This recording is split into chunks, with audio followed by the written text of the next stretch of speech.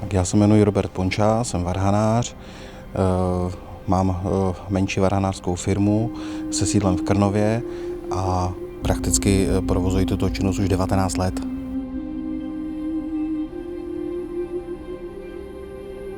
Varhany od jisté doby začaly sloužit i jakoby orchestrální nástroj a ten požadavek na velikost těch varhan, aby byly poměrně velké, byl značný a tudíž varhanáři se snažili stavět větší a větší nástroje. Pomalu dosluhující nástroje, které byly postavené buď s pneumatickou trakturou nebo s elektrickou trakturou, je nutné rekonstruovat a ty rekonstrukce jsou zásadní, hlavně co se týká ovládání. Tady jsme zvolili ovládací systém firmy Vago, který se nám jeví z dlouhodobého hlediska jako nejefektivnější.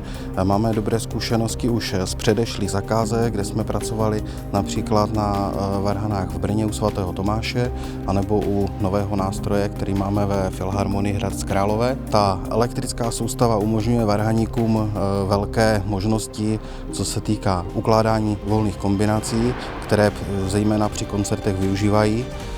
Dále dochází k tomu, že se vlastně odlehčí hra varhaníkovi a co je možná nejdůležitější, je spolehlivost toho systému.